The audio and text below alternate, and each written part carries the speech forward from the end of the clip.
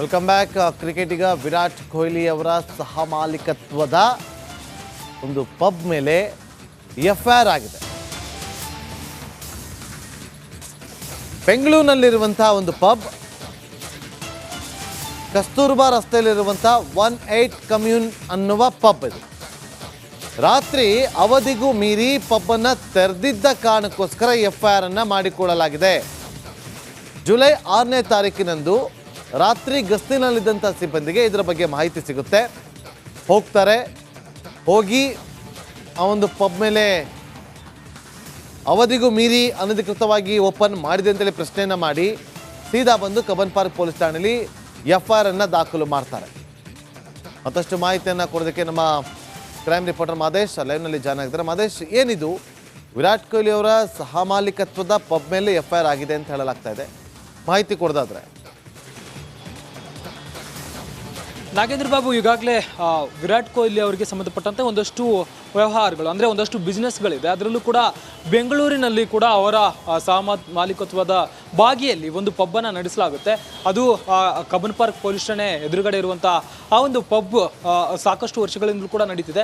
ಆ ಒಂದು ಪಬ್ ಅವಧಿಗೂ ಕೂಡ ಮೀರಿ, ಅಂದರೆ ಸಾಮಾನ್ಯವಾಗಿ ಒಂದಷ್ಟು ರೂಲ್ಸ್ ಆ್ಯಂಡ್ ರೆಗ್ಯುಲೇಷನ್ಸ್ಗಳಿದೆ. ರಾತ್ರಿ ಹೊತ್ತು ಹೆಚ್ಚಿನ ಟೈಮ್ವರೆಗೂ, ತಡರಾತ್ರಿವರೆಗೂ ಕೂಡ ಯಾವುದೇ ರೀತಿಯಾದಂಥ ರೆಸ್ಟೋ ಬಾರ್ಗಳಾಗಿರ್ಬೋದು ಮತ್ತು ಪಬ್ಗಳನ್ನು ಓಪನ್ ಮಾಡಬಾರ್ದು ಅಂತೇಳಿ ಗೈಡ್ಲೈನ್ಸ್ ಇದೆ.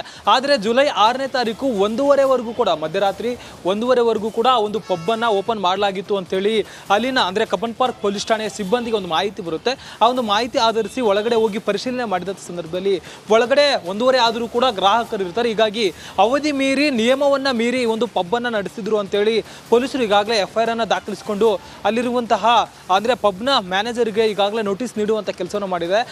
ಅಂದರೆ ಅವತ್ತು ಅಷ್ಟೊತ್ತಾದರೂ ಕೂಡ ಯಾಕೆ ಅವರು ಓಪನ್ ಮಾಡಿದ್ರು, ಕಾನೂನಿನ ನಿಯಮನಡಿ ಬಂದಿರುವಂತಹ ಒಂದಷ್ಟು ರೂಲ್ಸ್ಗಳನ್ನು ಫಾಲೋ ಮಾಡಿಲ್ಲ ಅನ್ನುವಂಥ ಕಾರಣಕ್ಕೆ ಈಗಾಗಲೇ ಅವರ ವಿರುದ್ಧ ಎಫ್ಐಆರ್ ಅನ್ನು ದಾಖಲಿಸಿಕೊಂಡು ತನಿಖೆಯನ್ನು ಮಾಡುವಂಥ ಕೆಲಸವನ್ನು ಮಾಡಲಾಗ್ತಿದೆ. Nagendra Babu, okay, thank you Madesh ನಿಮ್ಮೆಲ್ಲ ಮಾಹಿತಿಗಾಗಿ. ರಿಪಬ್ಲಿಕ್ ವರ್ಲ್ಡ್ ಆ್ಯಪ್ ಇದು ಕೇವಲ ಅಪ್ಲಿಕೇಶನ್ ಅಲ್ಲ, ಸಮಗ್ರ ಸುದ್ದಿಗಳ ಸಂಪರ್ಕ ಮಾರ್ಗಕ್ಕೆ ಕ್ರಾಂತಿಕಾರಿ ಬದಲಾವಣೆ. ರಿಪಬ್ಲಿಕ್ ವರ್ಲ್ಡ್ ಆ್ಯಪ್ ಕೇವಲ ಸುದ್ದಿ ಅಪ್ಲಿಕೇಶನ್ ಅನ್ನ ಪರಿಚಯ ಮಾಡ್ತಾ ಇಲ್ಲ, ಬದಲಾಗಿ ಡಿಜಿಟಲ್ ಸುದ್ದಿ ಬಳಕೆಯ ಹೊಸ ಯುಗಕ್ಕೆ ನಾಂದಿ ಹಾಡ್ತಾ ಇದೆ. ಇದೊಂದು ಬ್ರೇಕಿಂಗ್ ನ್ಯೂಸ್, ಪ್ರಭಾವಶಾಲಿ ಕಾರ್ಯಕ್ರಮಗಳಿಗೆ ಗಟ್ಟಿಯಾದ ವೇದಿಕೆ. ರಿಪಬ್ಲಿಕ್ ವರ್ಲ್ಡ್ ಅಪ್ಲಿಕೇಶನ್ ಈಗ ಲೈವ್ ಆಗಿದೆ. ಗೂಗಲ್ ಪ್ಲೇ ಸ್ಟೋರ್ ಮತ್ತು ಆಪಲ್ ಆಪ್ ಸ್ಟೋರ್ ಎರಡರಲ್ಲೂ ಲಭ್ಯವಿದೆ. ಈಗಲೇ ಡೌನ್ಲೋಡ್ ಮಾಡಿ.